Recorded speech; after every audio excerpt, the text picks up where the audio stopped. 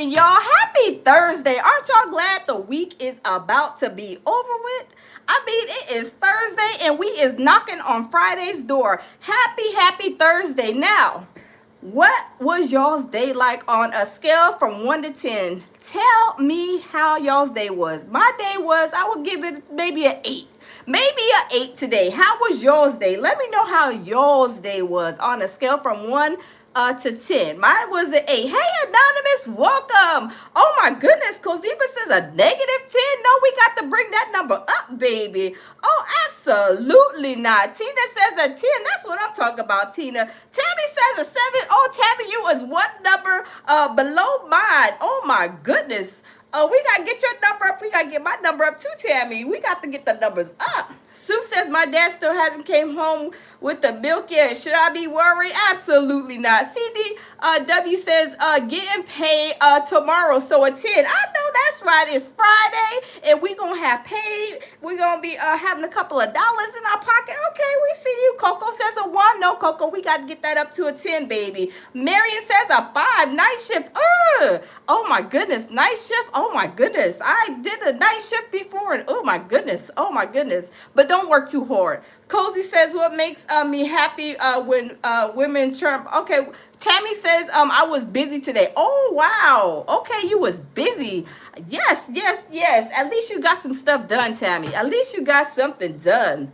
So y'all, welcome in the building. Y'all, there has been a whole lot of stuff that has been going down in these streets, y'all. Y'all know this situation with Charlie Kirk has been going Waka Flocka Flame, y'all. It's been crazy with Charlie Kirk. It's been super crazy. And we're going to go over a video. Remember when Tyler Robinson, remember when he got arrested and they were saying all these things about these text messages and people were not going for it. People were like, this text message dialogue sounds very, very suspicious. Whoever wrote this dialogue, they need to be fired and have somebody hired that's going to make a better dialogue with them text messages, because people are not going for them text messages. Even I was like, these text messages are very, very suspicious. Like, you've been doing a whole lot of stuff to be doing all these things like at one time. There's a lot going on. Like, how were you? And some of the stuff was just, it was really, really, really suspicious, right? And like I said, a lot of people were saying it was suspicious. But y'all, if y'all think those text messages was suspicious, put a yes or put a no. However you feel. And I do want to say this. Y'all, as long as y'all, be respectful, we all are grown. We all can agree to disagree respectfully. So let's make sure that we show some respect to everybody. I don't want nobody going off on the other person, because everybody has, opinion. Everybody feels the way they do, whether you feel like, one way or whether you feel another way. Everybody has the right to feel the way they do, right? I feel the way I do. Y'all feel the way y'all do. Y'all may not agree with me. Maybe y'all do agree with me. However, we just want to make sure that everybody knows the house rules. We got to be respectful. We are family. That's why I started this song, the live off with we are family, because y'all know in families, y'all immediate families, y'all, who you grow up, your mom, your daddy, your sisters and brothers, y'all know there was fights, and then you make up, you're happy, whatever, you fight again. It just happens. It's normal, right? But we got to be respectful in here. We got to agree to disagree, because like I like spaghetti and fried fish. Everybody don't like spaghetti and fried fish. And if y'all haven't tried it, y'all need to try it, because it is a great deal. I love me some spaghetti and fried. Let me get off of that. I'll see y'all. Got me talking about food. But y'all, we're going to go over the video where when Tyler got arrested, we're going to see how the police treated him when he got arrested. I mean, they treated him was like he was still eating, on a silver spoon, a silver platter. But y'all, let it have been us, we wouldn't have been treated, as good as Tyler was. I mean, let's be for real. Let's be honest. But y'all, in this situation, it's been very, very suspicious. A lot of people are questioning it.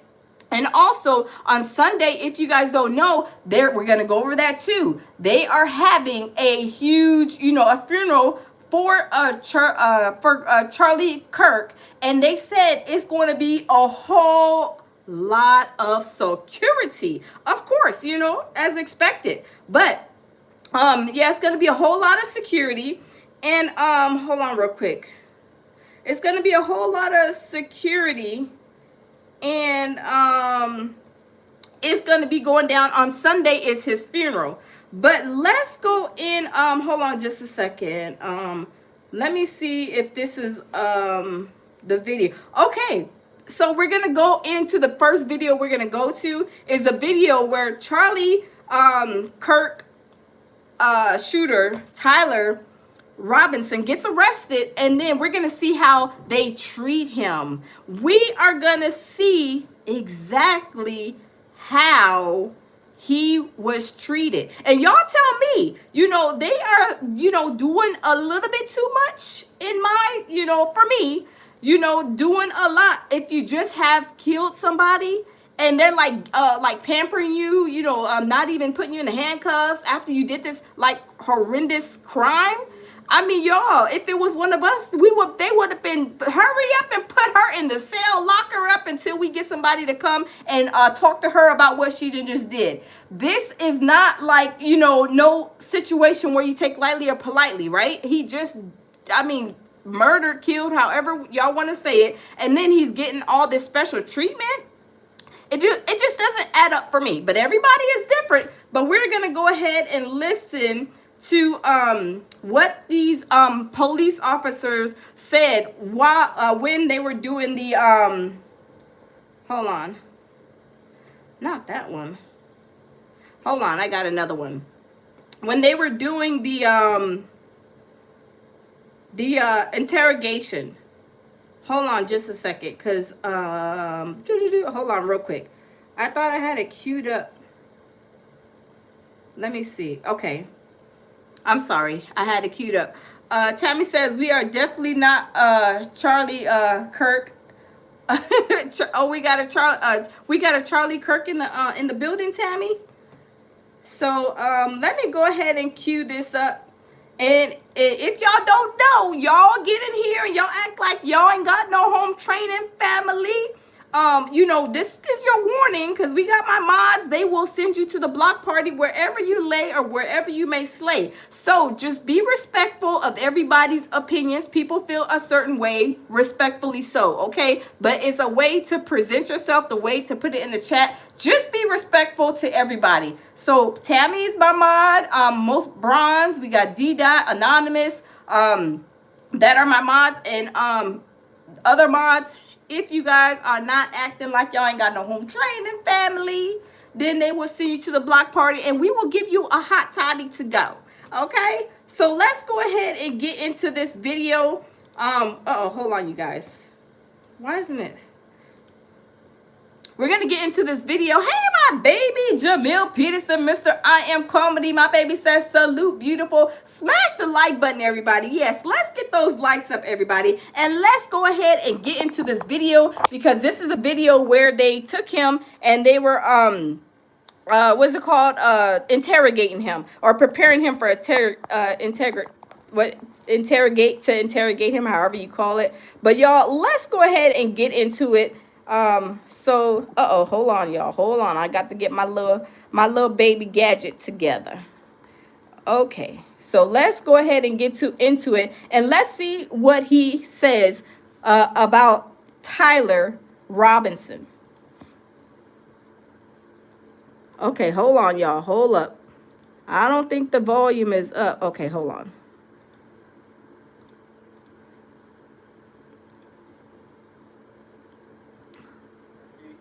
You know, his picture in the news, the gun on the news. He knew it was inevitable that he would be caught. He was fearful of a SWAT team hit on his house, or he was fearful of being shot by law enforcement. So part of the negotiation and getting him to bring himself in was that we would treat it as delicate and as soft as possible to make him feel comfortable, to where he would show up at my office, and that's exactly what happened.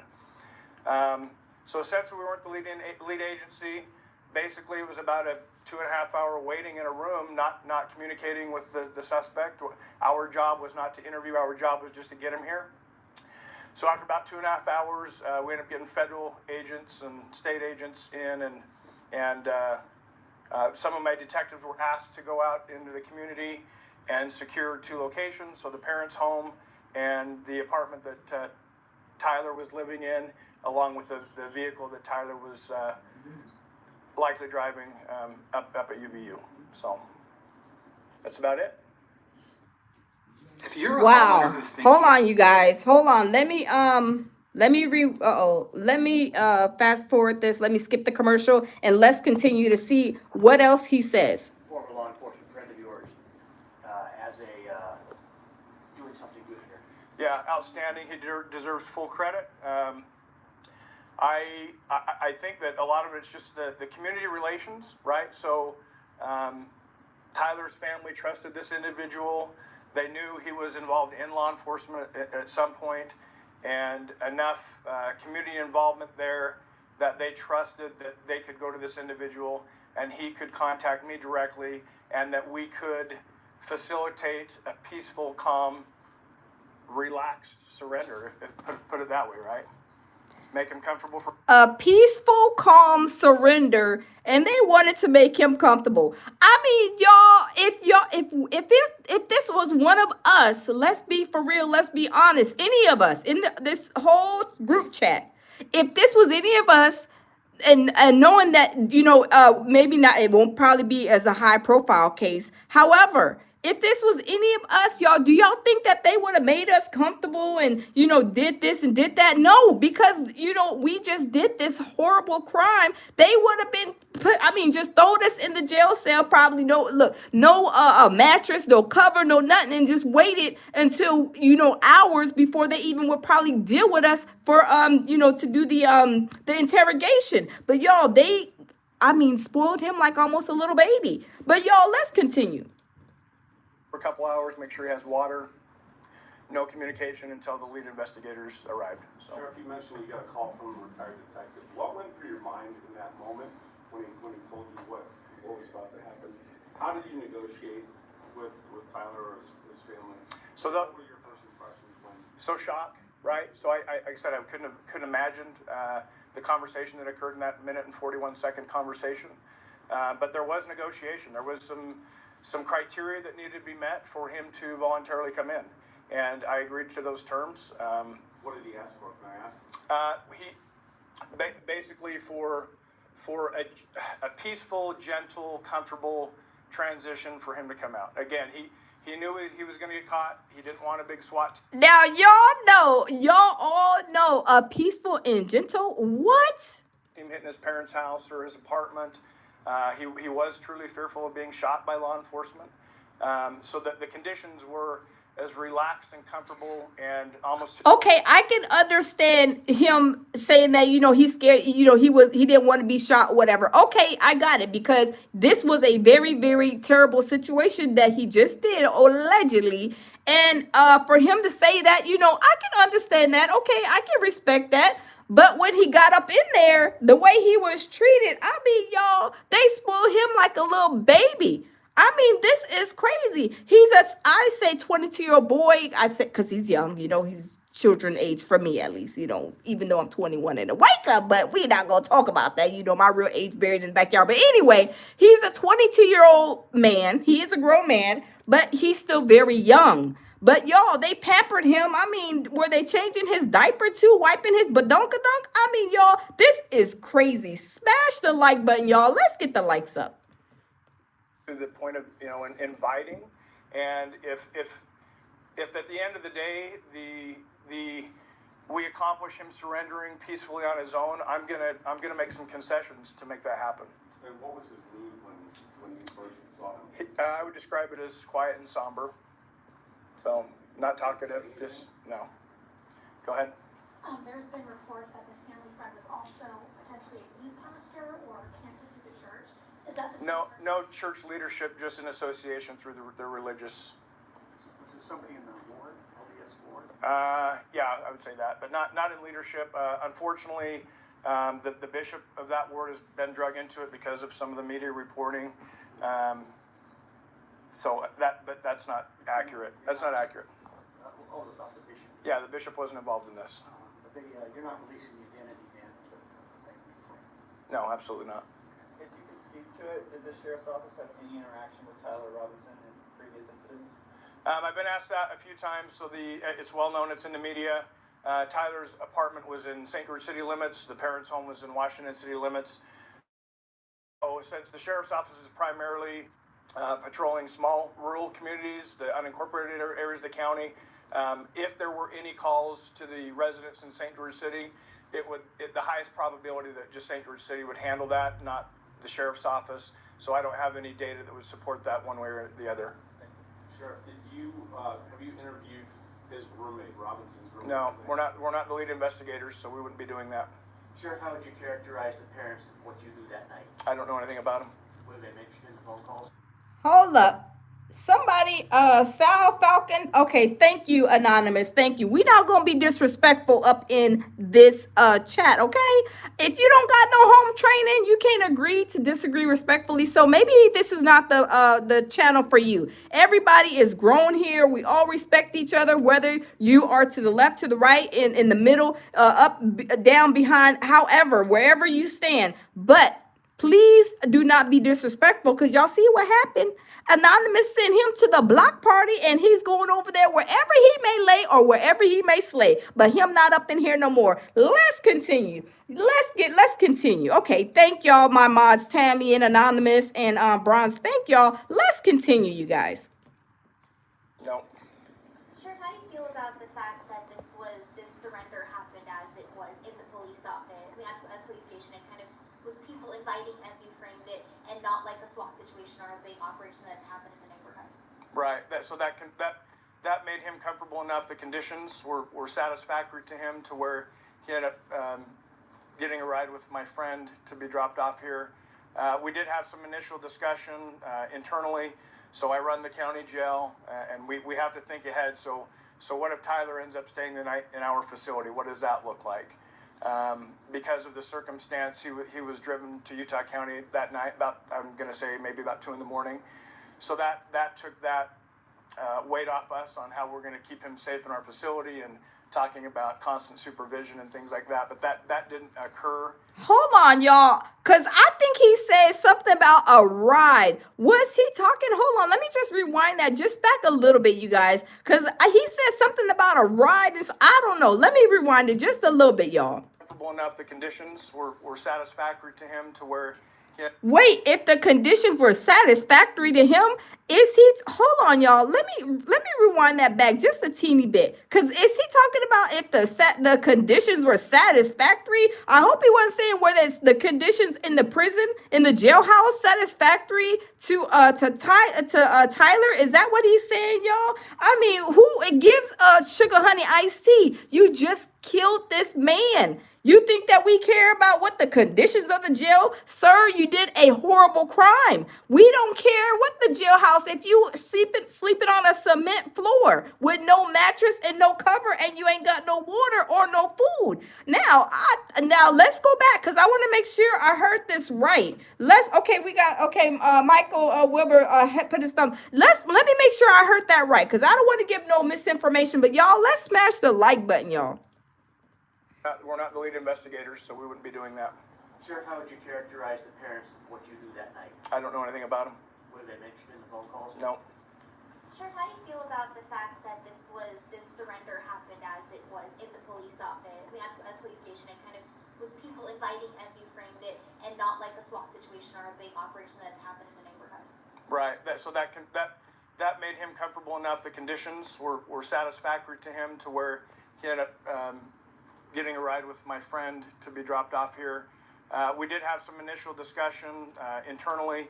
Did he say he made some arrangements to get with his friend to get a ride there? Did I hear him correctly? Are we talking about, y'all, this is crazy. Okay, let's continue, because this is bananas. So I run the county jail, and we have to think ahead. So So what if Tyler ends up? I mean, y'all, if this boy, man, Tyler, is getting all this special treatment, getting a ride, we may arrange the ride. He didn't say the police picked him up and dropped him off in the handcuffs. He even says that they did not even handcuff him when he was in there. I mean, y'all, he's done a horrible crime. Who is treating somebody, even though, like I said, is a little boy, 22 years old, really and truly, he is a grown man, but old enough to be my child. But I'm just saying, y'all, why are they treating this boy, young man, with a like white glove service? Y'all, this is crazy. Let's continue. Smash the like button, y'all. Staying the night in our facility, what does that look like? Because of the circumstance, he was driven to Utah County that night, I'm going to say maybe about 2 a.m. So that took that weight off us on how we're going to keep him safe in our facility, and talking about constant supervision and things like that. But that didn't occur. So. How did you feel about that? Having a surrender at the police office versus something else? Well, obviously it was a big deal.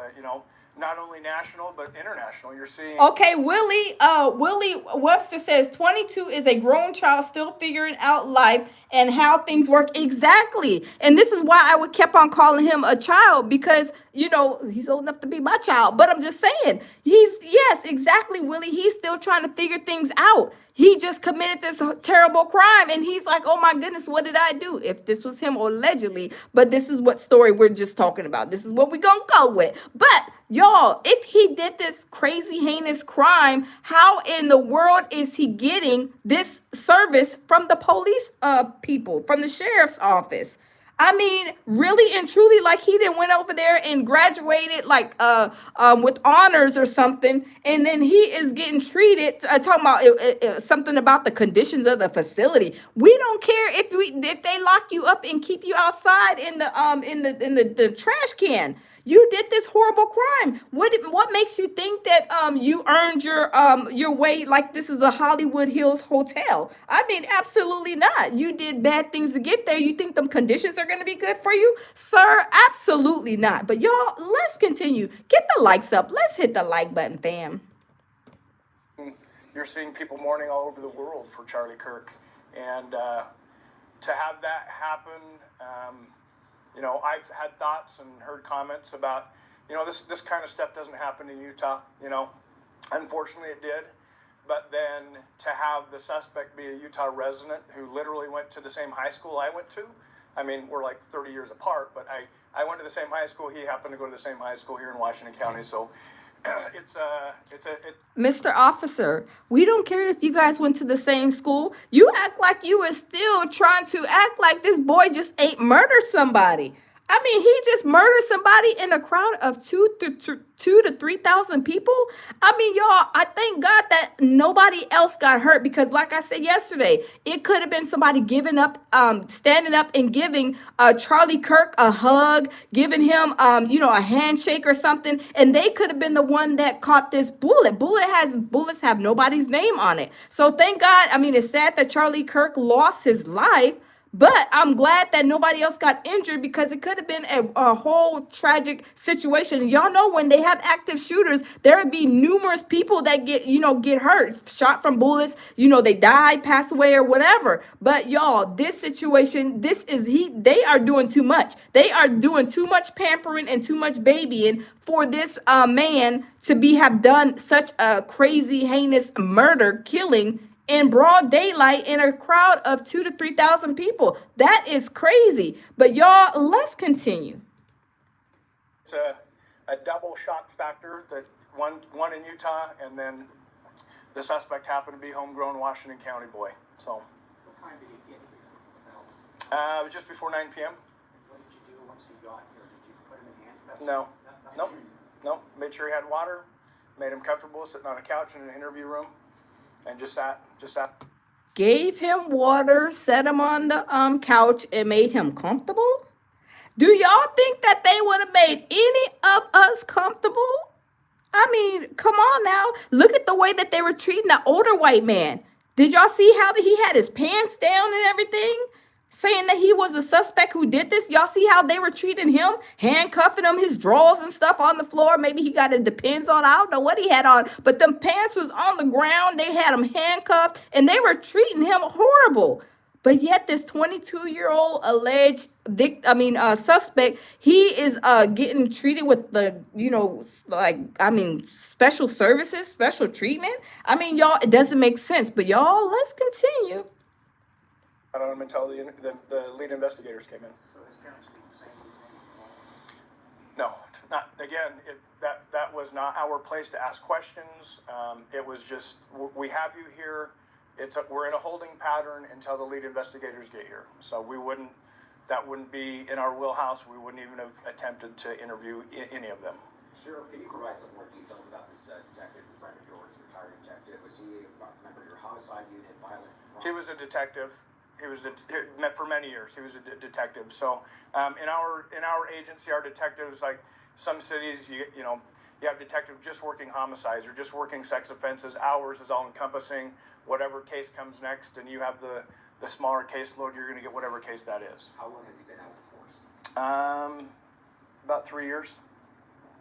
How grateful are you the fact that this ended the way it did and not in a violent outcome? Oh, very, very, very much. Like I said, concessions were made to make that happen. So if, again, peaceful surrender, make him comfortable.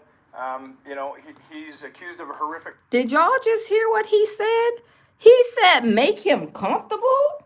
I mean, y'all, I've never been arrested, but if any of y'all have been arrested and in trouble for anything, did they make you guys comfortable?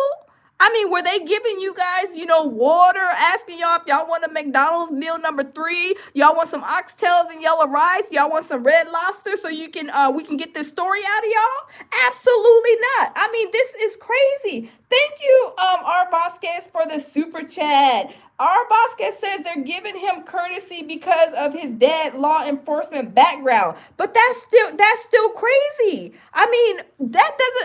Y'all, I don't care what your father done. If you have done a horrendous crime, are you going to I feel like they were pampering him a little bit too much. I'm sorry. There's one thing to say, we took him in.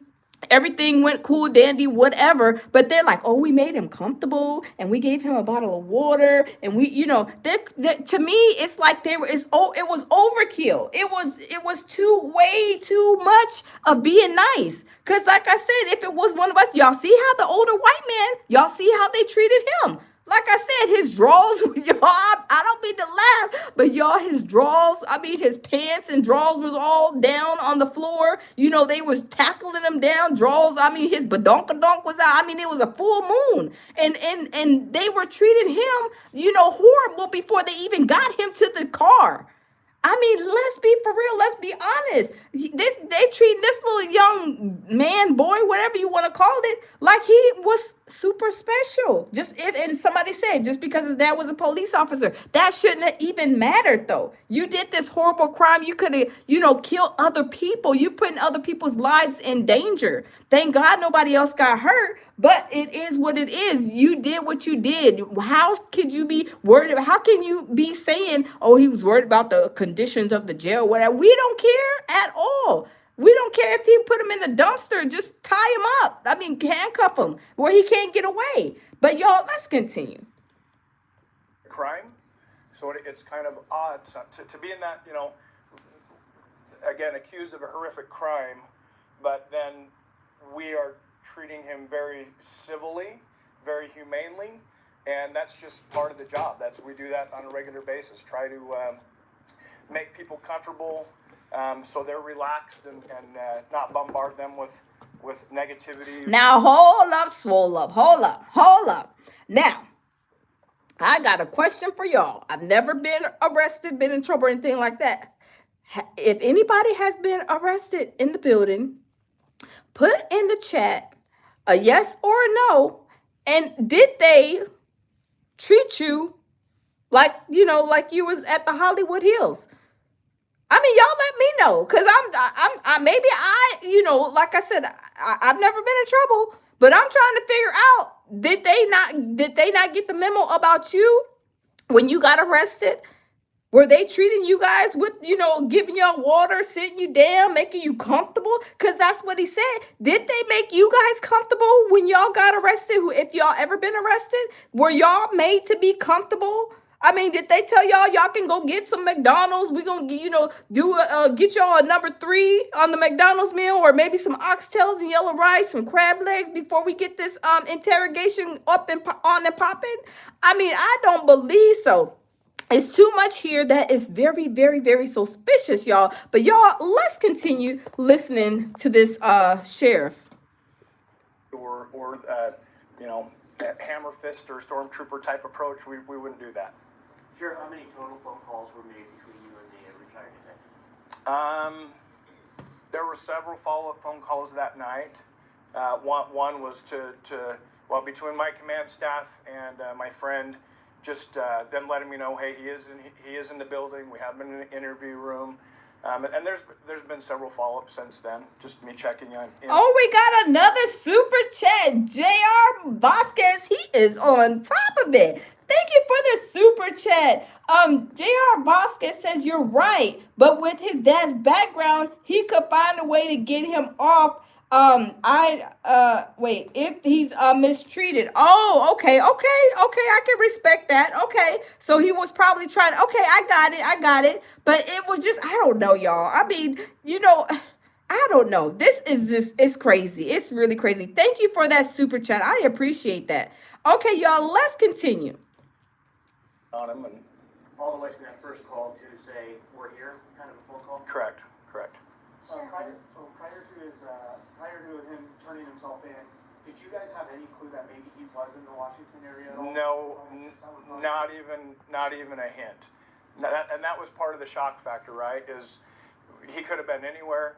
Most people that are involved or accused of things like that, they'd want to get out of the area as soon as possible. So the fact that he came home basically was part of the shock factor, I think. You said he was afraid of being shot. What did he say exactly? How did he express that? Just that. Any concerns? just that. One of his fears of being shot by the police. Period. That's it. Was your friend that said that? That my friend conveyed that to me through conversation with Tyler's parents. Any concern for the family and the roommate safety if and when they come back to their home in Washington City or in St. George? Any concerns from Oh, absolutely. They need to lay low for a long time, unfortunately. So even, I'll throw this out there. I have a second cousin with the last name Robinson. He happens to be an optometrist in town. And his office has been receiving threatening phone calls just because of his last name. So to put somebody in that kind of burdensome situation when they have nothing to do with it, no relation to the family, just think about how the actual individuals involved in this incident are feeling right now. Are you placing any deputies at their house, outside their house, anything like that? So that's not our area of patrol, so the cities would handle that. If that request came in, but I don't have any insight there. Sheriff, can you describe the handoff that occurred from Tyler Robinson to the authorities that came down from the north? Yeah, they parked in my parking lot. Oh wait, the lead investigators. So by the time they were in town, Tyler was sitting in an interview room with his parents when they arrived. So they were already in this building when the lead investigators arrived. And how did that handoff go down? Was he handcuffed? No, he was sitting on a very comfortable couch with a water bottle in his hand, not restrained. Did y'all hear what he said? He was sitting on the couch, very comfortable, not restrained. I mean, y'all, I can understand not restrained. Okay, maybe not handcuffed to the wall, because y'all know I see, I'll be watching First 48. Sometimes they got the thing on the wall where they handcuff the person to the wall, like whatever, to the wall. Some of them have it maybe at the table. Some of them just have you in the handcuffs. But y'all, even though he was his father was with law enforcement, still shouldn't that be protocol for them to have him in the handcuffs for this heinous crime that he committed? Because just because he's a father don't mean that he may even snap on his father or the people in that office, in the interrogation room or in that building or whatever. There's no way. I don't know, y'all. This is a lot. But yeah, let's continue. Smash the like button, y'all. He was, again, cooperative, somber, quiet. has this whole ordeal been like for your county and your office? I've all of a sudden received a lot of media requests. So that's what's changed in my world. So the parents were in the room, in the interrogation room. Correct. Correct. That was part of the negotiation to get him here, is that the parents would be with him when he arrived. Can you explain the last moments? Okay, now I didn't see parents of young people like on First 48, some of these shows, because I like to watch a lot of those type of shows.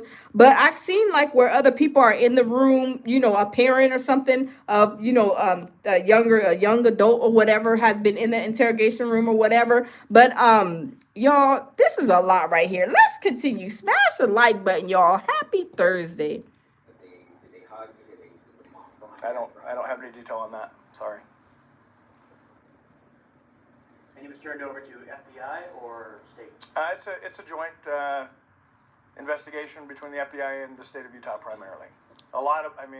Anytime anything this large scale happens, it's all hands on deck. So we're going to need a lot of, just covering the campus and securing the crime scene up north.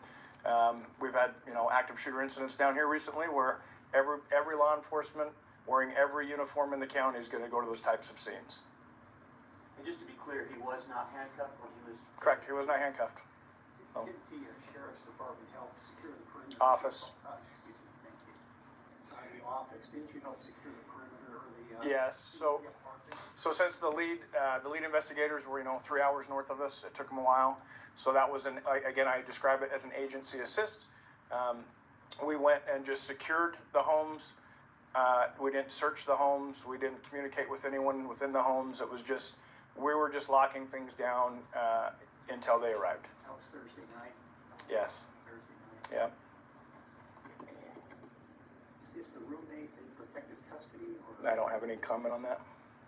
How would you characterize the interactions between the parents, Tyler and Tyler, in the time that they were sitting here? They were together. That was it. I can't point to any emotion or body language or anything to that. They were just with him.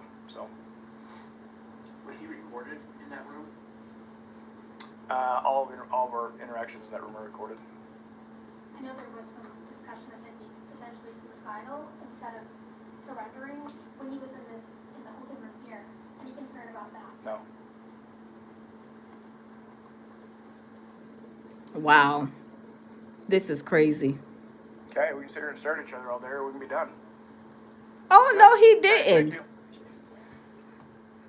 The audacity. So that was part of the- The audacity. Did y'all hear? We can stand. Oh my goodness, y'all. Okay, hold on. Let's go. Let me get ready for the next video. Needless to say, I feel, in my personal opinion, that this situation with him being at the being at these the police station, they were doing a little bit too much for me. But a little bit too much babying, pampering, okay, and I can understand if his dad was a police officer, right?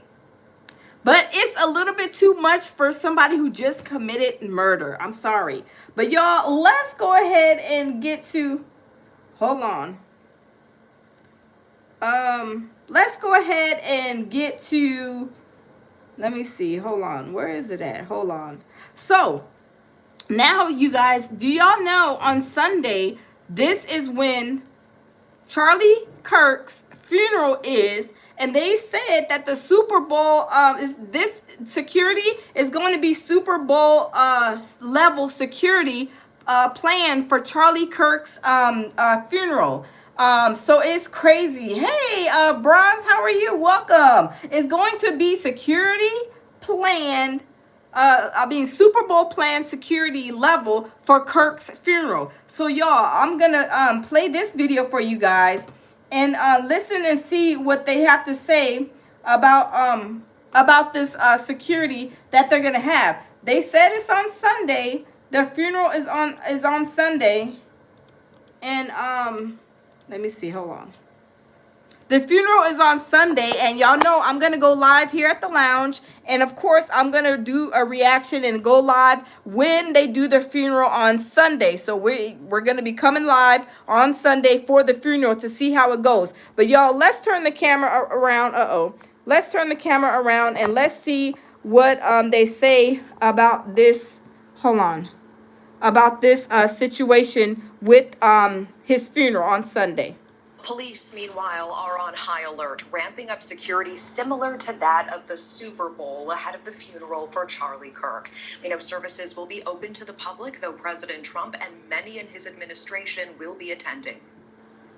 We'll be going out to a service on Sunday. I'll be leaving with some of the people in this room just to celebrate Charlie and all that he's done. So incredible.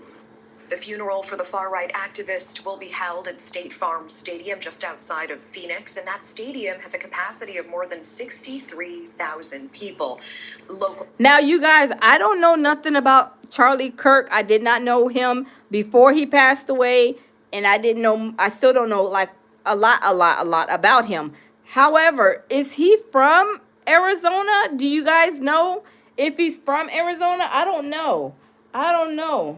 Let me see. I have no idea. But if y'all know, put a yes or put where he's from if you guys know where he's from. Because they're saying they're planning this in Arizona, I think they said. Let me wrap that back just a little bit.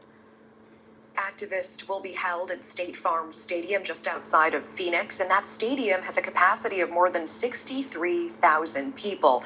Local and state law enforcement will be working with Secret Service to keep that area safe. Security preparations coming as new information about Kirk's suspected shooter, Tyler Robinson, are being released surrounding the day he surrendered to authorities. And News Nation's Alex Cabriello tracking these developments. He's joining us live on the ground in Utah. Alex, we know security will be incredibly high at this memorial. What more are we learning about this?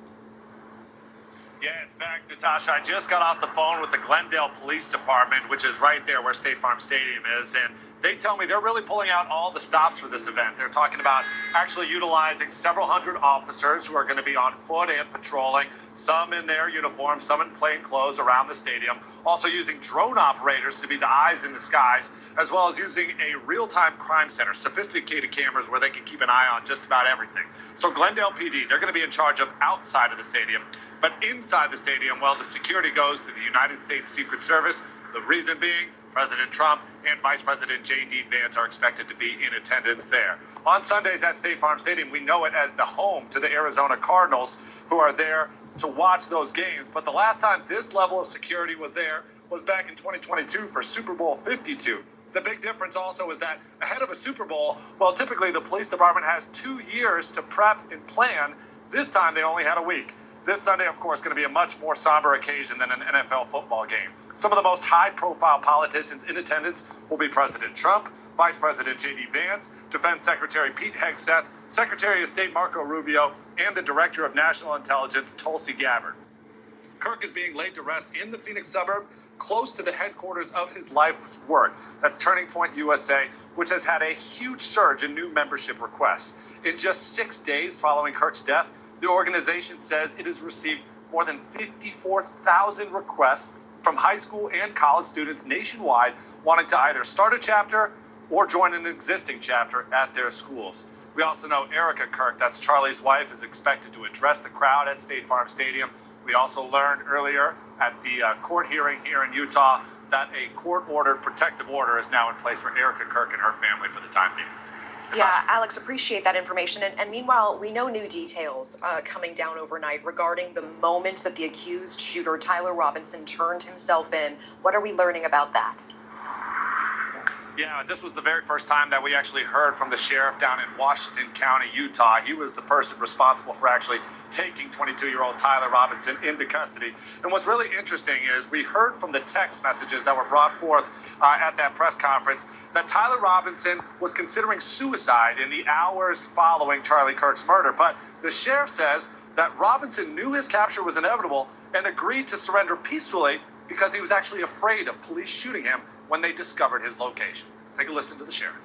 He knew he was going to get caught. He didn't want a big SWAT team hitting his parents' house or his apartment. He was truly fearful of being shot by law enforcement. So that the conditions were as relaxed and comfortable and almost to the point of, inviting. And if at the end of the day, we accomplish him surrendering peacefully on his own, I'm gonna make some concessions to make that happen. And just a little bit of context for the viewers at home. I'm currently just outside of Salt Lake City. Washington County is 3.5 hours southwest of where I'm currently standing. It's almost on the border of Nevada. So when the tip came in that potentially Charlie Kirk's accused assassin is surrendering, a lot of people in this law enforcement division wondered if this was even a credible tip. But as we know, the surrender occurred. The FBI and other law enforcement partners were able to gather evidence throughout the course of the weekend, which they presented to us on Monday and Tuesday.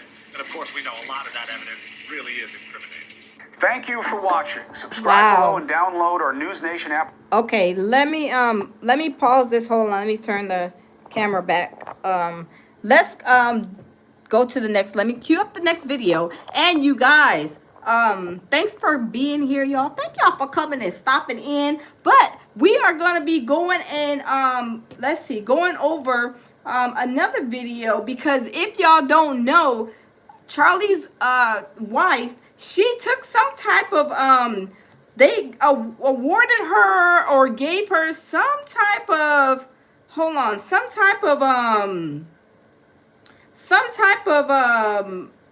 what is it called? Let me see. Hold on. Let me get it right, because I don't want to get it wrong. Some type of organization or something. Oh, there it is. Okay, breaking news. This Erika Kirk was elected. She was elected as a, hold on, let me bring it up. Elected as a new CEO of TPUSA. I don't know what that is. I just heard it and just found out, and watch, I said I'm gonna incorporate in the live to show you all the video. But okay, G Nick says CEO of Turning Point. Yeah. So okay, Turning Point, that's what it's called. But I don't know what this is, you guys, because like I said, I don't know nothing about politics. So I did not know what this was. So I'm gonna and maybe a lot of you guys know what it is. Hold on, let me rewind it. A lot of y'all may know what it is, because I don't know much about it. Like I said, I'm not really into politics, but being that this is a hot and popping topic, I wanted to get into it and see what was happening, who this person is. But y'all, let's continue. And this is Fox News. And let's listen to what they have to say about Turning Point elected Kirk's wife as the CEO. Turning Point USA, headquartered in Phoenix, Arizona, has just announced that Erika Kirk has been elected the new CEO and chair of their board. That organization has explained it this way. Okay, thank you, Cheryl. In prior discussions, Charlie expressed to multiple executives that this is what he wanted in the event of his death. When Erika addressed the nation after Charlie Kirk's death, she promised her husband's legacy would live on. Charlie, I promise I will never let your legacy die, baby. I won't. I promise I'll make Turning Point USA the biggest thing that this nation has ever seen. I promise. Wow, those words feel so much bigger now in the perspective of Erika Kirk running that organization, Turning Point USA. We'll be right back. Oh, hey everyone, oh wow. Okay, hold on. Let me see. Somebody said something. Hold on. J.R. Vasquez says Charlie Kirk and Candace Owens started Turning Point. Oh wow. So let me ask you this. Let me ask you this, J.R. Vasquez, because J.R. Vasquez, you got a lot of good information. Thank you for that. So J.R. Vasquez, question. Does Candace Owens still participate, or is she still an active member, person, or whatever with that what was it? TPUSA? Is Candace Owens still active doing that? Is she doing anything with that still? Erika Kirk has another man on the side. Y'all is a mess. Y'all is a mess. Tabby says, why does someone need to send you a link? You supported him, so you heard that many racist things he said. Yes, there's a lot of stuff that he said that I feel that is racist. I do. I really do. And I feel like it was demeaning, and it was like really like hitting really, really hard for me. Certain things that, you say to people to try to belittle them. I don't think that's right for anybody to belittle anybody. But let's go to the next video because I'm trying to think of the next video that I have queued up. So we have Queen. If you guys don't know, Queen Ahmadiyya Shakur, we met at the Diddy trial. I went to the Diddy trial, you guys. I met Queen at the Diddy trial. We sat in the courtroom together. And she's doing a interaction with let me see. Where is it at? Hold on, let me get to her channel because she's doing an interaction with another YouTuber because they're kind of going back and they're doing a debate. And it says her title is Queen Ahmadiyya versus Too Strong. Was Charlie Kirk a racist? So let's pop into her live. She's actually live right now. And let's see how their debate is going. Because one person is saying that he's a racist and one person saying that he's not a racist. Okay, J.R. Vasquez says she parted due to the difference of opinion on Israel. But she still has an interest in the company. Oh, wow. Oh, wow. Okay. And see, y'all, I don't know much about Candace Owens, at all. I don't follow her. I just listen to some of the stuff ever since this. Hold on. Ever since this situation has been going on, I've kind of like listened to her stance and her explaining about her and Charlie being best friends and how they kind of, I guess, grew up through the whatever they were doing, like kind of together. They was like traveling together. She was talking about how he, as a man, he just throw stuff in the suitcase. Some of y'all men just be throwing stuff in the suitcase and y'all just don't be caring. But that's what Candace Owens was talking about. However, we're gonna get in here because like I said, we're gonna jump over to Queen Ahmadiyya Shakur, and shout out to her. Y'all can go and subscribe to her channel. But okay, so okay, let's listen and see what she has to say on her debate as far as him being a racist. So let's listen. Charlie Kirk, in my opinion, was racist, okay? And she's live. Like I said, he was a beneficiary of the architecture of wanton supremacy. He benefited from that system. He told lies on black folk, and I wish that Marlon had stayed long enough to see the next lie that I was going to show. Okay, because he kept saying, when did he lie or whatever. Well, here's where he lied. When he basically said that the whole thing with George Floyd, when he said that George Floyd, didn't die because of the knee on his neck, it was because of an overdose. And then he said that the officer was trained to do that. That's not true. I literally showed it on my screen yesterday. I'm going to go back to it just for those of you who missed it. Because Charlie Kirk would go to these campuses and lie to these students. He would be lying and nobody would fact check him. Now, I know that he knew he was given incorrect information, and that's why I say that he was racist. He was lying about black people on purpose. Okay, he was lying on purpose. I never heard him say anything negative about his own people. Martin says that he did, but he has no proof and receipts. I literally heard him gaslight. Whenever someone tried to say something negative about one of his people, he would flip it to the black community.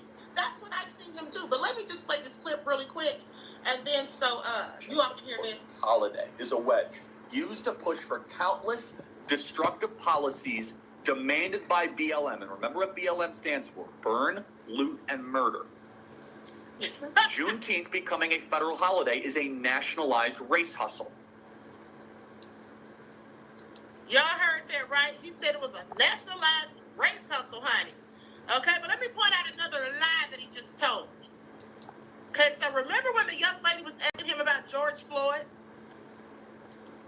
And then he said that George Floyd, when she said, well, if he couldn't breathe, If he already couldn't breathe, why did they put the knee on the neck?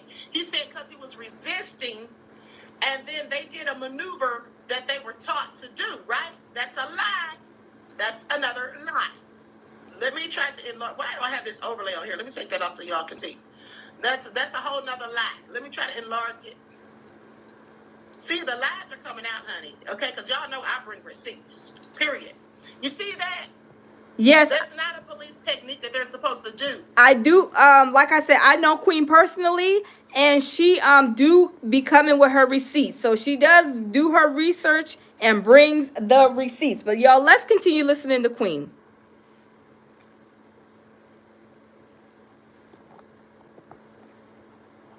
Let me see. Hold on, y'all. Actually, let me rewind it some. She's actually live, but due to the laws under Jim Crow that black. I ain't gonna try to hurt him too bad.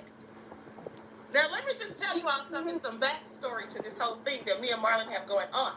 You see, I initially was having a conversation with Corey from Too Strong, and then hold on, you guys. Hold up, swole up. Let me turn it back. Okay, there we go. Me and Corey got into like a little argument almost because we were talking about Charlie Kirk. I was saying he was racist. Corey was saying he wasn't. And then so later on after that, I text Corey and I was like, Corey, you want to have a debate on the show about whether or not he was racist? And he was like, nah, I'm going to let Marlon get you, basically. So he got Marlon to do it. So at the end of the day, they both have the same mindset that this man's not racist. So we're going to see who does the better job of proving the point. And you all be perfectly honest. Don't feel like you have to side with me because this is my channel. Just give your thoughts and opinions and views. Okay, so with that all being said, without further ado, let's get into it. Like, I'm sorry, if I see a black pilot, I'm going to be like, boy, I hope he's qualified.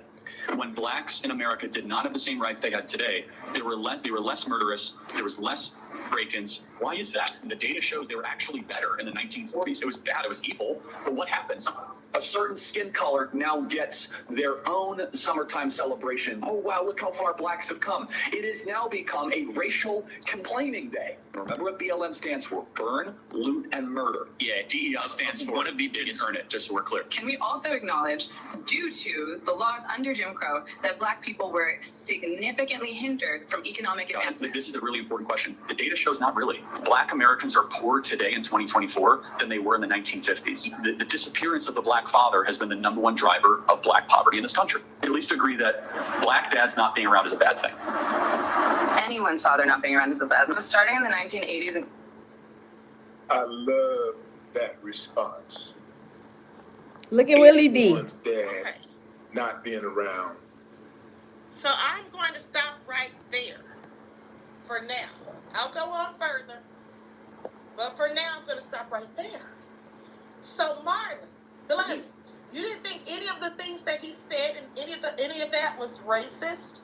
No, because I heard the whole conversation. I didn't listen to the snippet. I heard the entire conversation, so I knew exactly where he came from with his answer.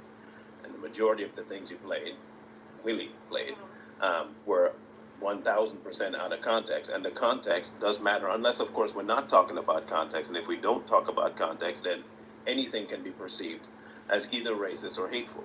So I guess that would be the bronze. Whether or not we are going to look at, adhere to, or even bring up context of the question, the situation, the conversation, and then go to see what he said, not only prior, but post to the clip that you brought up. That'd be my question. Okay. Right. Okay, so let me ask you this. We don't have time. We're going to only show clips because, unfortunately, we don't have time to go through everything that Charlie Kirk said, all of his full speeches and whatnot. So people are going to show clips. But now, yes, context absolutely is important. So let's talk about context. When he said if he saw a black pilot, and since you watch the full videos, I'm going to ask you this. When he said that if he saw a black pilot, that he would wonder if they were qualified, why would you think that he would have to wonder that? Because of what he said before he said that. The question before that was about whether or not DEI would make people have to think twice about folks that get hired. The conversation was about United Airlines implementing DEI and being caught on file as putting certain people at the head of the line that were less qualified, not unqualified, less qualified. And so he was saying, right after that statement, that not the one you heard, but the one before that, he said, it makes people have to think. Then he said that statement, and then after that statement, he said, that's not how I think, but that's how people will think. That's why the context matters. It's not him saying that when he sees it, he's talking about the idea that people will look at DEI as though you're putting people in positions that they didn't earn because of merit. You might put them there because they have a skill to it, but not because they've earned it. Okay, now, with that all being said, and that's a very good point. So with that being said, let's talk about DEI. Because Charlie Kirk seemed to feel like if you were a person who was hired because of DEI, that somehow you were qualified and that you got a job that someone else was likely more qualified for. Would you say that's true? Yes, not qualified, underqualified. He made sure to make that differentiation between unqualified and underqualified. You're not going to give a job to somebody who doesn't know what the job is about, but they could be less qualified than somebody else, but you give it to them. Bronze. Now, with that, Bronze, you is a mess. I cannot with you, Bronze. You is a mess. Oh my goodness. Well, this is what they're doing right now. They are debating, and I think if I understood correctly, I think Marlon hung up. So I don't think she's debating with Marlon still. I think their debate is over. However, I don't know how it all fully went, and I'll go over that and I'll check. But shout out to Queen Ahmadiyya Shakur. Check her channel out.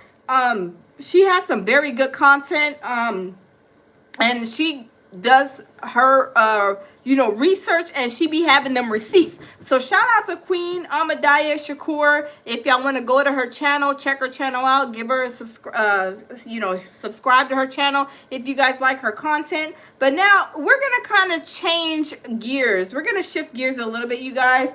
We are going to check out this video. We gonna put Charlie Kirk and Tyler Robinson, we're gonna push them aside because there has been some breaking news today, y'all. Crazy breaking news. I don't know what's wrong with these chillins today, but y'all, these kids today, they're so talented, and then they're just blowing their whole life away. They have voices, they can sing, they can dance, they can act, and they also be killing people. So let's go ahead and get into this video, you guys. There was a young 20-year-old singer named David, D4AD, I think it is his name, it's in the title, and he killed his 15-year-old girlfriend, and check this out.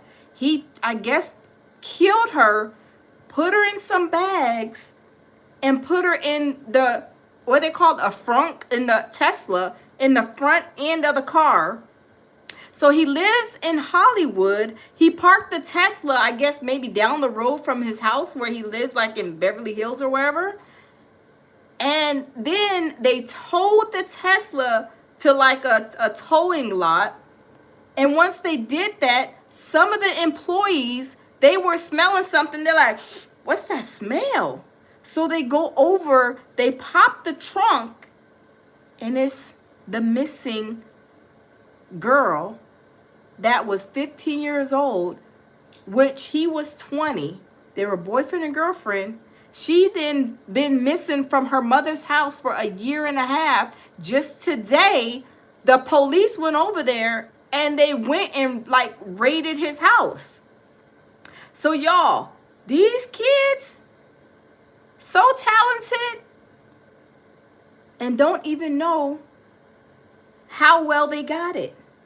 So we're gonna go over the video on with David. Let me see. His name is David. It's D4. His name is D4AD, but it's like David. But y'all, when I say this situation is sad, he had this girl missing from her mother for a year and a half. They got tattoos on their fingers alike. he was in a lot of like videos, I guess social media or pictures that are starting to populate. And then he killed her. I don't know why he killed. Maybe my thoughts on this situation, you guys, I'm thinking that he got her pregnant. And maybe she was going to come out because he was 20 years old and she was 15. And y'all know, according to some laws, that is, you know, rape.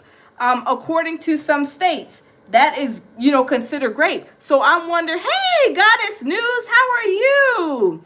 So y'all, this girl had been missing. Can y'all imagine y'all missing y'all's daughter for a whole year and a half? So she had been gone missing since she was like, what? Maybe like 13, 14 or whatever, something like that. Now she's 15. And all of a sudden, they knew that she was missing. Hold on, you guys. They knew that she was missing. Hold on. They knew she was missing. And the mother reported her missing. And next thing you know, she pops up in the front of the Tesla, in the front, in a bag, y'all. But let's get into it, because y'all, this is crazy. This is crazy. I don't know if he was trying to, but y'all, I don't know if he's a part of, like, you know, maybe, I don't know if he had fingernail polish, you know, he had a headscarf like mine, headscarf like mine, you know, the bonnet, the black bonnet, y'all know that we wear at nighttime to cover our hair up. He had one of those in one of the videos, and I'm like, was he maybe like bisexual? And if he is, you know, we don't care. We love everybody here at the lounge. But was he bisexual? Maybe he was trying to get away from her. Maybe being that he was famous. I did not even know the little boy. He only 20 years old. I did not know of who he was, but he's very famous, I guess, amongst the children's. But he was a big singer, had made a lot of music. And then he comes up with, they found his Tesla with the missing girlfriend in a bag in the Tesla. But y'all, let's go ahead and get into it. Shout out to Law and Crime. We're going to listen and see what Law and Crime has to say, because y'all, this was reported on Law and Crime and also on TMZ. But this story, y'all, is sad and it's crazy. And what I'm thinking is that this girl was either pregnant or maybe she was tired of his shenanigans. And she was like, you know what? I'm going to go. Oh, my screen. I need to clean my screen. I'm going to go and report you. But y'all, let's listen and see what Law and Crime has to say about this situation, about this boy, because the police got a lot of stuff, a lot of evidence from his house today. The house was raided today. But y'all, let's go ahead and listen. Just released about the identity of the person found wrapped in plastic discovered in the trunk of a singer's car. We're breaking down the latest and where the investigation stands now, as the singer's rep maintains that he's fully cooperating with the investigation. Thanks for joining us on Law and Crime. I'm Elizabeth Milner. Investigators say the remains were of a 15-year-old girl who was reported missing last year. But even with this new lead at this time, police are keeping tight-lipped if they have a suspect or a person of interest. Earlier this month, employees at a tow yard in Hollywood noticed a strong odor coming from one of the cars. The smell was so strong and foul, they had no choice but to call police. When officers arrived, that's when the startling discovery was made. A body was wrapped in plastic and dumped in the vehicle's trunk. When investigators dug into who that car belonged to, they learned it was registered to the singer David, whose real name is David Anthony Burke. Officials say that the car was towed from the Hollywood Hills after someone reported it missing. Investigators believe that the body was put in the trunk about 5 days before it was towed to the impound lot. Now, initially, we didn't know much, including who was the victim. Did the victim have ties to the singer? Was the singer a person of interest or a suspect? We're still waiting to learn more, but now investigators reportedly identified who the victim is. We're learning this week that the Los Angeles County Department of Medical Examiner ID'd the victim as a 15-year-old girl named Celeste Rivas. According to LAPD, the victim was 5'2", had wavy hair, and a tattoo on her right index finger that says shh. She was found wearing a tube-top, black leggings, an earring, and a yellow metal chain bracelet. According to a report by TMZ, though, the singer David also had that exact same tattoo. Wait, did y'all see his nails? Oh my goodness, y'all, his nails look better than mine. And see, that's the tattoo. They have the same tattoo on their finger. Do y'all see her tattoo? his tattoo. I don't know who two fingers them is, but y'all, let me wrap that back just a little bit. According to LAPD, the victim was 5'2", had wavy hair, and a tattoo on her right index finger that says shh. She was found wearing a tube-top black leggings, an earring, and a yellow metal chain bracelet. According to a report by TMZ, though, the singer David also... Do y'all see him nails? Do y'all see his nails look better than my nails? My nails look a little raggedy. Hold up. How is he got some... I mean, his nails is painted. Look at his nails, y'all. I mean, they better than some of us ladies in the building, right? Look at, he's a 20-year-old young man. 20-year-old boy, man, young, whatever. Made it, successful, millionaire, got followers, subscribers, all on his social media. I did not even know of this little boy. And he had so much going for himself just to have this situation to be up on his table. Y'all, this is crazy. Let's continue. Also had that exact same tattoo on his right index finger. But that doesn't necessarily equal murder suspect. It might be an odd coincidence, especially with other celebs like Lindsay Lohan, Rihanna, and Lily Allen sporting the same tat. Here's what else we know about 15-year-old Celeste. Her mom told local reporters... Wait a minute, y'all. Hold up, swole up. I got a question. Does that tattoo, is that a part of the naughty dotty we like the party crew? I mean, what do y'all think? They said Rihanna got that tattoo. He got the tattoo. This little young girl that's, God bless her, rest her soul, she had the tattoo. Y'all know they say once you join Hollywood, you got to go in some dark places. Is this his sacrifice? Y'all, I don't know. What do y'all think? Was this his sacrifice? He was 20 years old and he blew up quick, making all kind of money. He was a millionaire, billionaire, I believe. I don't know what his heir looks like, but it's an heir behind his name. Y'all, this is crazy. Let's continue. She had been missing for more than a year. Her mom said when she saw the news of the body found in David's Tesla, it was suspicious to her because her daughter's boyfriend's name was also David. Little is known at this time about the events leading up to Celeste going missing. According to a missing poster, she was last seen on April 5th of 2024. And y'all, she's been missing since April. Yeah, that's a year and a half because we already in September, right? Hugging on October. She's been missing since last year, April, I think they said. Y'all, could y'all imagine if your child that's 15 years old is 13? I'm sorry, 13. 13 right here. Okay, sorry, 13. She was last seen April 5th, 2024. Could y'all imagine y'all's daughter missing for that long and then to get a call to say, hey, I think we found your child in the trunk of her alleged possible boyfriend. I mean, that was her boyfriend. This is crazy, y'all. But she seemed like she was probably a little fast girl too, because any given time she could have, I'm sure she would have found her way home if she was kind of kidnapped per se.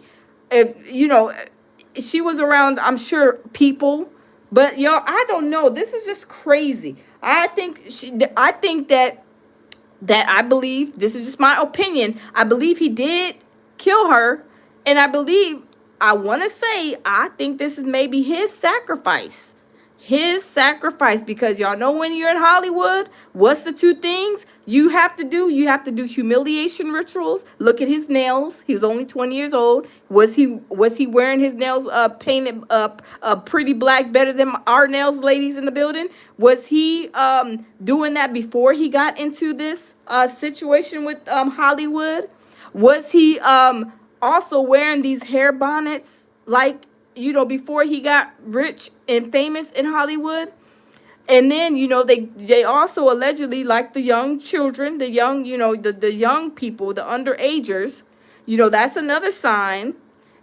And then the tattoo of the sign that he's the tattoo that Rihanna has, and they said he got it too, and then his girlfriend had it on her finger too. Is this a part of the society, the secret society in Hollywood?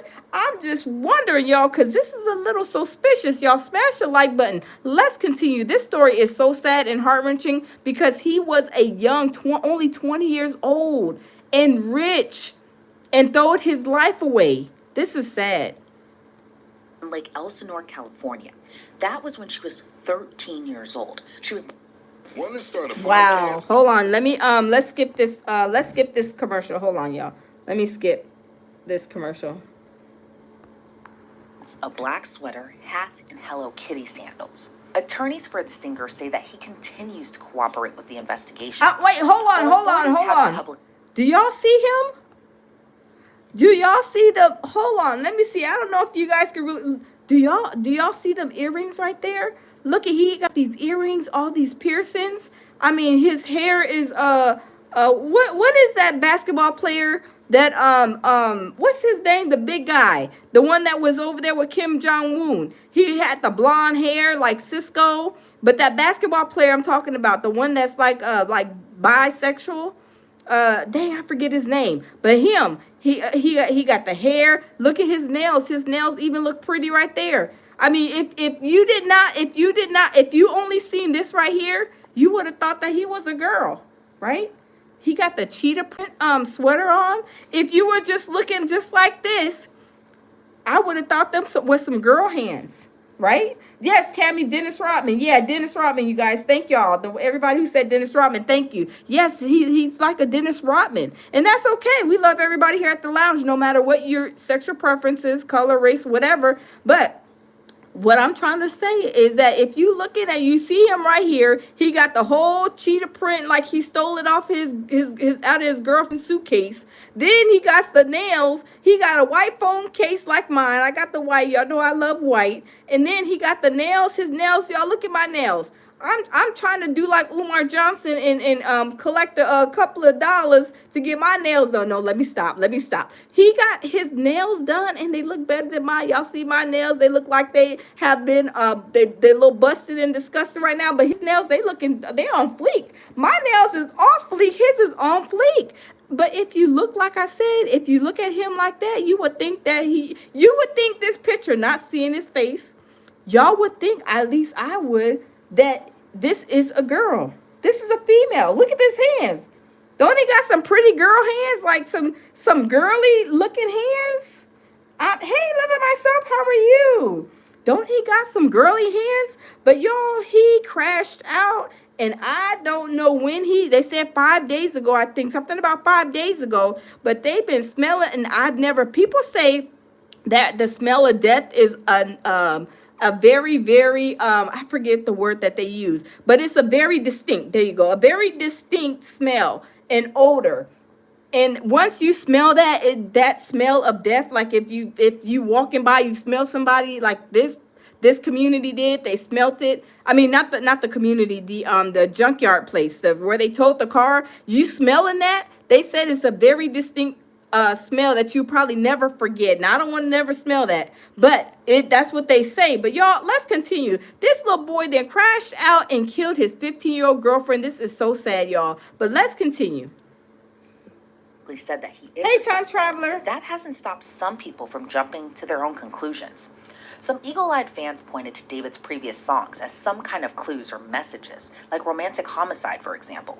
Wait a minute. Do y'all remember, was it YNW Melly?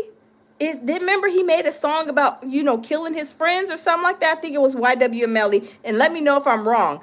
He made, this guy, David, how about him that made a song about killing his girlfriend?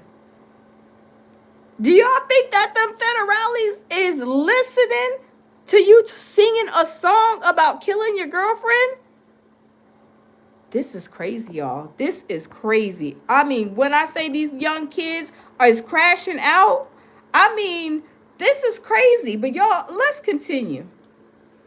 In the back of my mind, I killed you, and I didn't even regret it. I can't believe I said it, but it's true. I hate you. Hold on. Time Traveler, you is the best. Time Traveler said, I see old boy sees his manicures on a regular. His nails is better than looking at mine. And this is a shame, y'all. I think he may be bisexual. And he was, I don't know. I don't know. I think he's a part of the society. I mean, is very, very, very suspicious that you got the tattoo like Rihanna. You know, we know Rihanna. I believe that she's a part of them people too.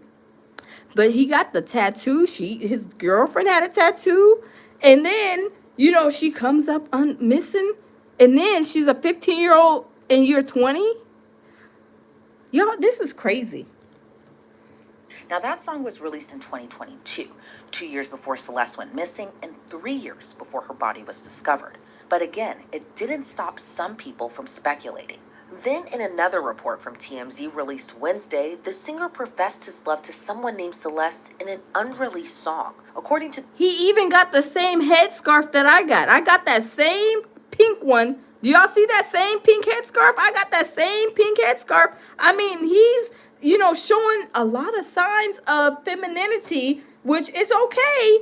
But he do this too as a part of why he maybe couldn't, you know, go through with the relationship with her, on top of either her being pregnant. I don't know. There's so many things that I'm thinking about with this situation. It is crazy. Tammy says he gonna act like he never met that girl. Yes, he probably is, Tammy. He's probably like, why are y'all police over here at my house? Why are y'all over here at my house? Because why would he park his Tesla down the street and he lives in a big house? Sir, I know your house ain't that big for you not to be parking your car inside the fence or inside on, you know, in your parking lot. This is crazy. But y'all, let's continue. The report, those unreleased tracks included the lyrics, "Oh Celeste, the girl with my name tattooed on her chest.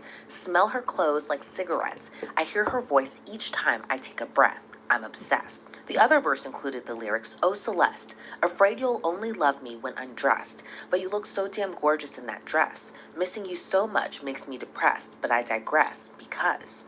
Now, according to the report, that song was leaked in December of 2023, just months before Celeste was officially reported missing. And it's important to note, no official confirmation Celeste in the leaked song is the same Celeste found in the car.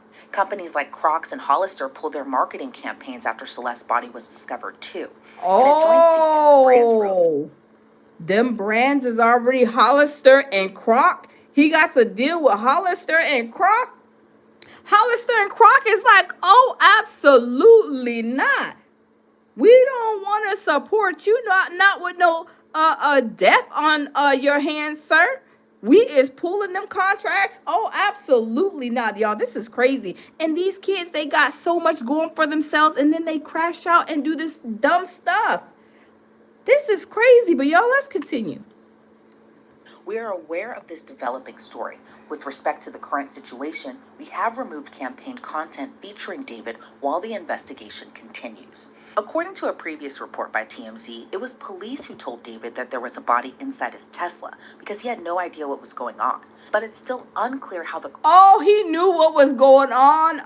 I don't believe for one moment he did not know what was going on. Now, he was probably playing crazy. Y'all know when criminals when they first found out, they act like they don't know what happened. They didn't do it. Their cousin used their car the last time. They knowed up, and the cousin parked it down the street and told me he parked it down the street for some whatever odd reason. Y'all, these people are crazy. This is crazy. Car registered to him ended up in a tow lot if it wasn't even reported missing.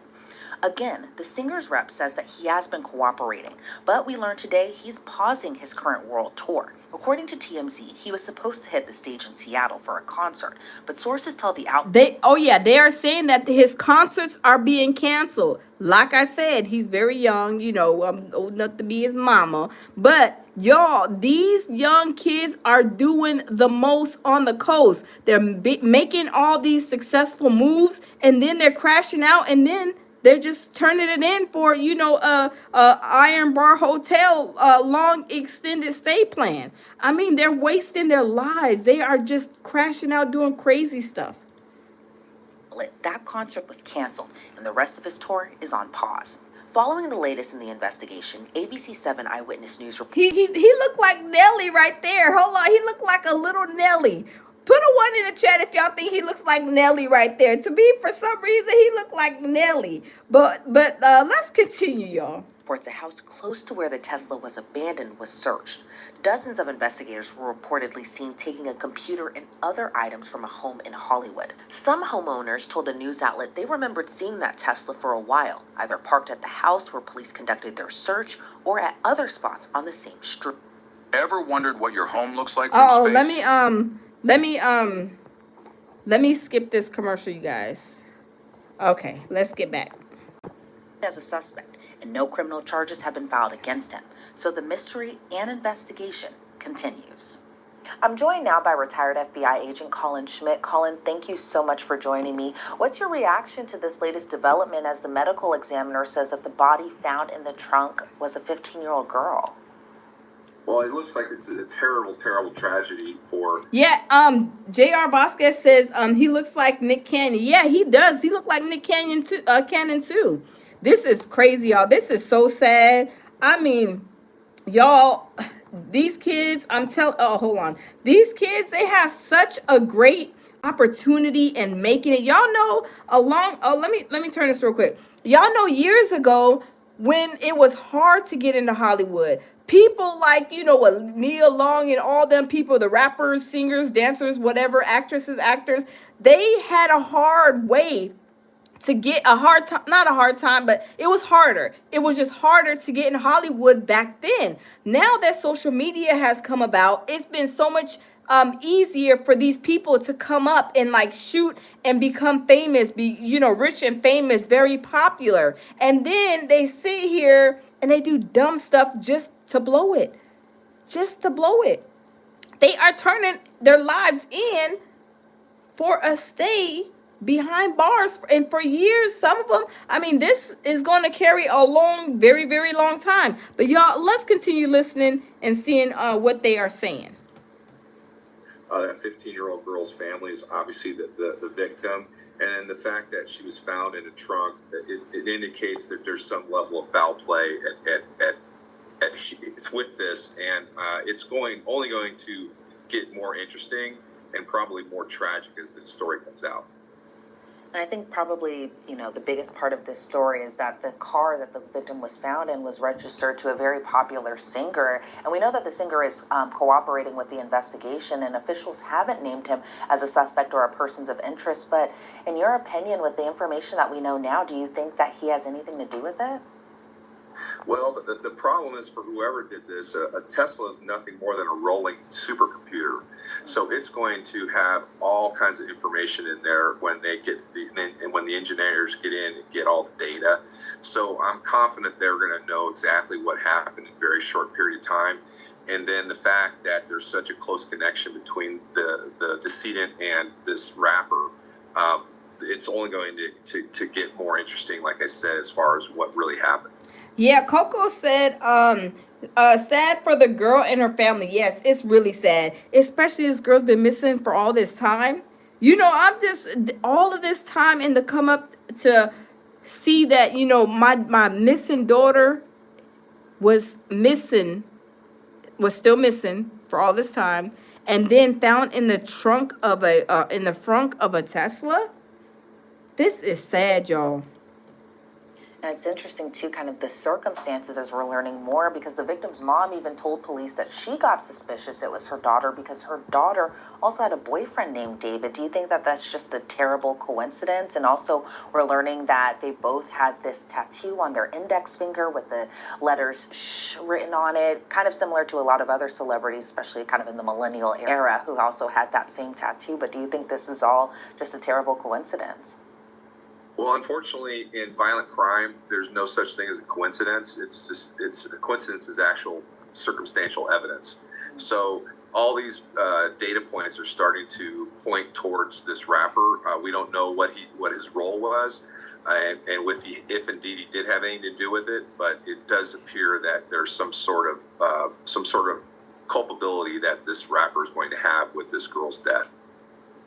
And where does the investigation or investigators really go from here? You know, they know the identity of the victim. The cause of death right now is listed as deferred, but what happens next? Well, the most important piece of evidence is the body. The body tells the entire story. So, as I understand it from social media, that the medical examiner has not finished their investigation, and then the next step of that would be obviously the toxicology reports, which take a couple of days to a couple of weeks to get back, and then that's going to point the investigators in the direction of where to take their next steps, as well as the search of the interior of the compartment that she was found in and the passenger compartment, because if there was any blood or any signs of foul play or violence, then that obviously points into a direction that they need to go. Wow.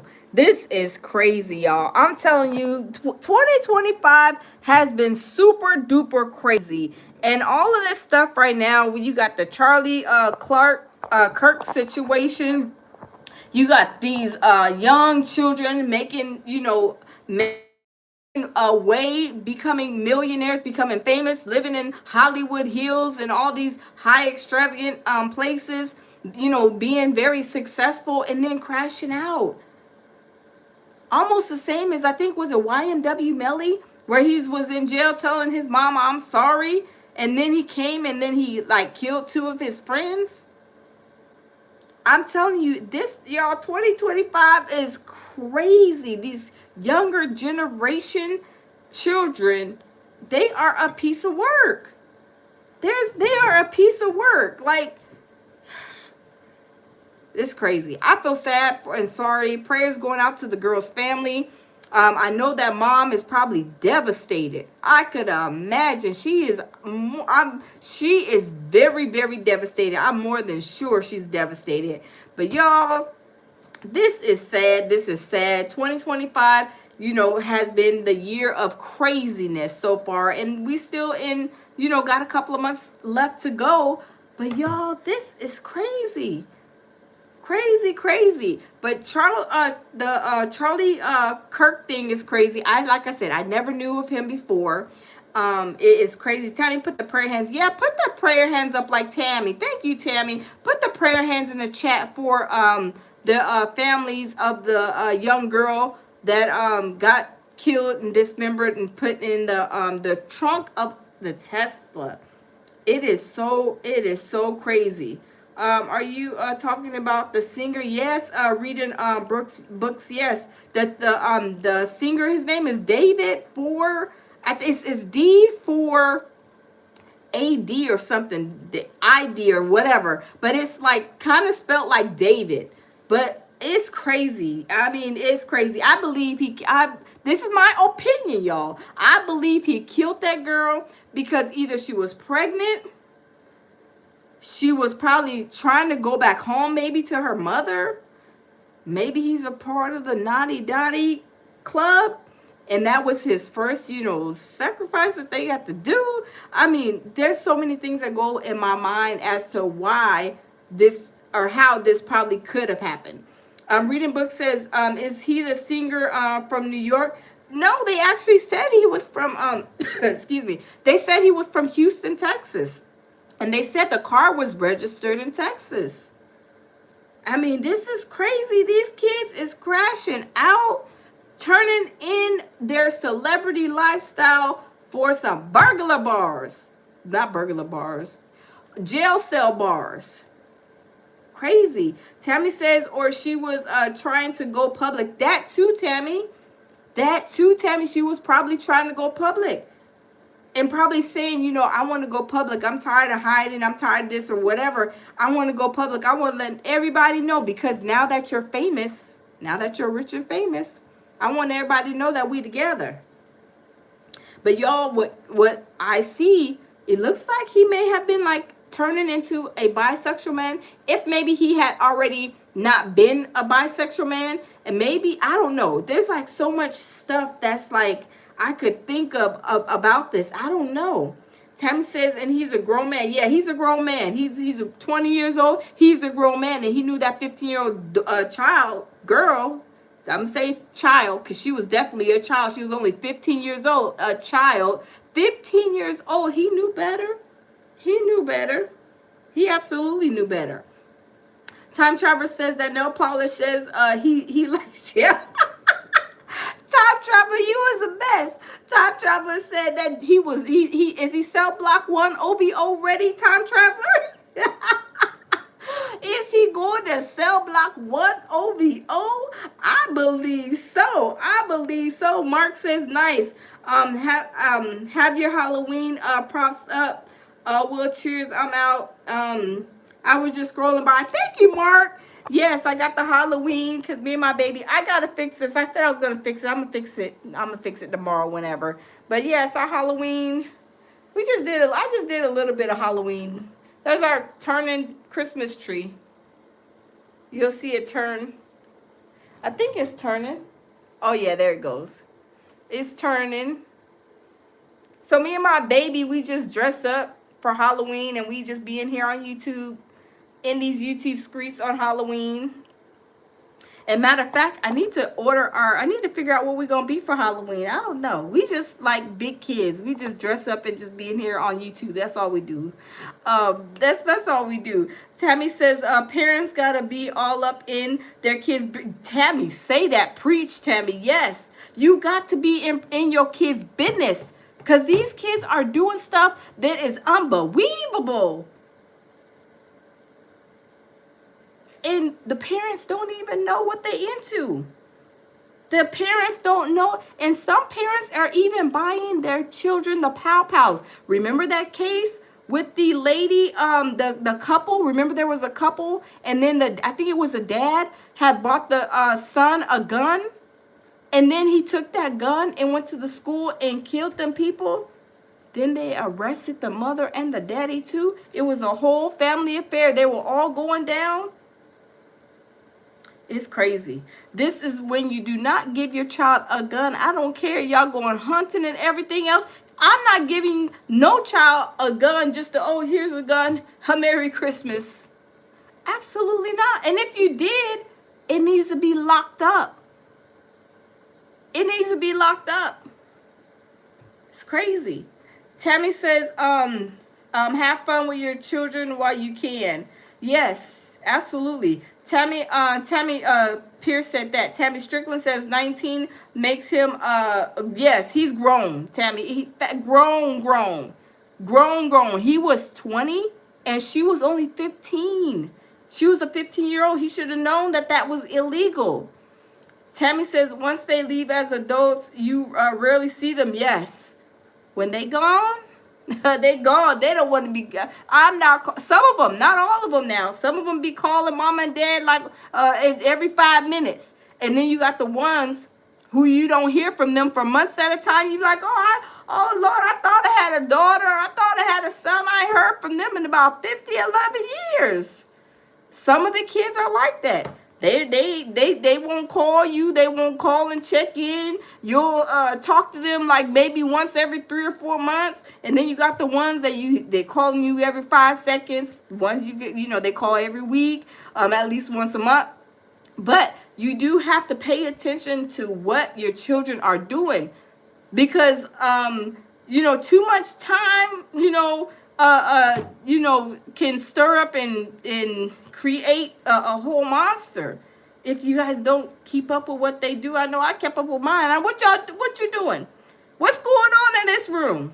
Looking through drawers and everything. You got to do that as a parent, because you don't know if they may be passing a gun, a knife at school. You don't know what they're planning, especially if they've been bullied or whatever. You just got to stay up on the up and up with them children, because when things happen, and then they call you and say, well, your son then did this, did that, blah, blah. You're like, whoa, wait a minute.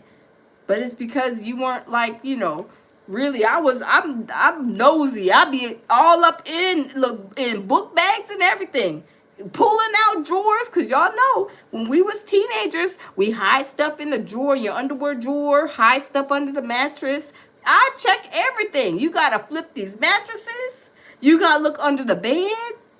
Look in them shoes, check the backpack. You have to really be up on it. You got to be up on it. Because these kids are so I mean, so they're not using like back in the day, in our heyday, at least mine, where you get into a fight, you just fighting with your fists, your hands, you know what I'm saying? You giving them 2 pieces and 3 biscuits in a fight. No, these kids is finding guns, getting guns, not even trying to, a bat or, a hammer or something. No, these jokers is getting their hands on guns at a young age. Do y'all remember that child? I think this was in Virginia. And the little boy, he went in there. Hey, Queen Shay, how are you? Welcome. He went in there and somehow got one of his mom or dad's. Hey, Kai Nicole, how are you? He got his I think his mom's gun, and he was like in kindergarten, and did he shoot the teacher or another student or something crazy? How are you having some guns laying around? Y'all, if y'all got guns, whatever, it's, it is what it is.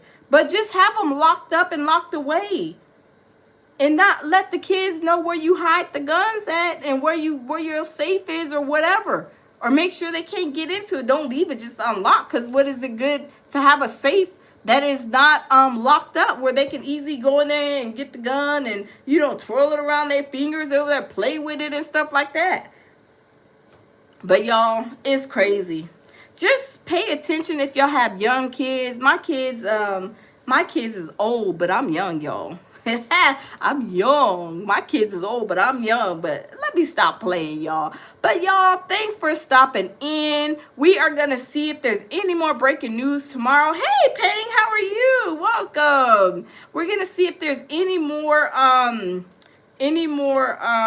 news breaking. That was the only news that I could see. There's a lot going on, of course, all kind of stuff going on. Pang says, you got kids, you dine, you dine like wine, madam. Thank you, Pang. Yeah, my children's old. My children's is old, but I'm young. I mean, the stork, I always tell them the stork that brought y'all over here. I don't know where y'all came from, but the stork, I look on the porch and the stork bought y'all, and I just agreed to take care of y'all. But let me stop playing, because I always tell my kids that they came from the stork. The stork then bought them. The stork then dropped them off, and I guess, voluntarily took care of them. Tammy says, me too. You do that too, Tammy? Every year I'd be like, we need to find your real mama. The stork. Oh, no, stop playing. I said, no, the stork bought you. I just voluntarily agreed to take care of you. Hey, Teron, how are you? But yes. Them children, y'all got to stay up on them for real. Teach them great things. Y'all instill in them. When they 15, put them to work. 16, put them to work. Even if they're in football and sports and stuff, y'all got to keep them busy. Because my kids, they've been working since they were 15 years old. 15. Saving, investing in their money. I'm 15 years old. I marched them right on down to Edward Jones and got them investments. And then with they check, I was like, you working hard? We not buying Jordans and shoes and cute jeans and all this other stuff. Okay, maybe you will, but half of that check that you make is going into your savings account. So my kids been saving, got healthy savings accounts ever since they were 15. But that is something that is important because it makes them, it shows them responsibility and how to be responsible. I did. You not supposed to spend all your money on no Jordan shoes and stuff. So now I go with my daughter, and guess what? We go to Ross's, and she be like, oh, I got this. She'll pick something up. It'll be like 99 cents, right? She, carrying it, around the store. Then when it's come time to check out, she be like, I don't know if I'm gonna, I need that. I don't know. I'd be like, girl, if you don't go sit down somewhere, she's like, I don't know, like she can't afford it. Girl, if you don't go sit down somewhere, let me make you laugh. We went to Chipotle's the other day, and I was like, you gonna get a burrito? She's like, no, I'm just gonna make me a peanut butter and jelly sandwich. And I was But we love peanut butter and jelly sandwiches. I'm not even going to front. We be killing the peanut butter and jelly sandwiches over here. But she was like, no, I'm just going to make me a peanut butter and jelly. When I say that thing is frugal, that thing is cheap. But it's good because that's how I taught her. So y'all got teenagers, I say make them get a job. Make them get a job. If they're doing good in school, make them work. Take them to Edward Jones. Get them a mutual fund going. I just started my daughter $25. But all these years, it adds up. Plus, they got other stuff. Make them work.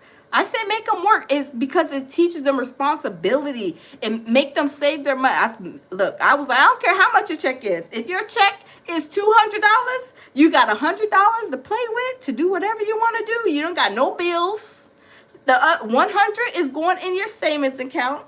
And then the other 100, I don't care what you do with it. That's your business. But your savings account needs to be, your savings account is a little hungry. So you have to, pump that savings account up. I don't want nothing. You save your money and you have a, pocket full of money in your savings account. You got a healthy savings account. But it's very important, like I said, for my kids, it teaches them, like I said, it teaches them responsibility. But only if they are, doing what they're supposed to do. Now, if they doing things that they ain't supposed to do, then, you have to maybe take an alternate route. But just that right there, it teaches them responsibilities and put them in places that is probably a good situation as far as work. There's not a whole bunch of bad influences. I mean, you're going to get some influence anywhere. But just... it helps create responsibilities. It really, really does. Really, really, really, really does. And I'm glad I made both of mine get a job. They had 15 years old, saving their money, get them Edward Jones, invest, make them, put half of their money in their savings account, whatever they make sure you make them have. You ain't spend you don't need no Jordans every 2 weeks. You don't need no jeans every 2 weeks. You don't need no video game every 2 weeks. No, absolutely not. And it pays off, but it helps them in the long run. It teaches them responsibility, and still to this day, that's what they do. They put half of their check in their savings account. So, but anywho, y'all, that's my little long spiel. But y'all, I'm not going to keep y'all. I'm about to get off of here, go and, do what I do after my live, just chill, relax, do some more research. And Umar Johnson, we not taking our foot off of him neck, okay? Because we know Umar Johnson is missing. And we had to put an APB out for him because we don't know where Umar Johnson is. I mean, we just don't know. We have to go check the African mental facility and do a checkup on him. So, y'all, I'm not going to keep you guys. Thanks for stopping in. Thanks, my mods. Tammy, Loving Myself, Anonymous, Bronze, and all my other mods that came. If I miss you, I don't mean to. But thank you guys. Tammy says, we ain't forgot about you, Umar. That's right, Tammy. We ain't forgot about him. Absolutely not. He is still on our under our radar. Absolutely. Queen Shay. Yes, indeed. Welcome, welcome. Melbourne says, prayers for your success. Great show. Thank you. Thank you. Thank you. Peng says, hey, everybody. Yeah, thank you. Thank you. Yes. But y'all, I'm not going to keep y'all. Thanks for stopping in. Thank you, all of my mods, everybody who showed me love tonight. We're going to do it again tomorrow because, the block is hot with a whole lot of stuff. But y'all always lead with love, peace, and tranquility, as I always say. And y'all, we will see y'all in the next live tomorrow. Have a good night. Night, night. Sleep tight. Bye-bye.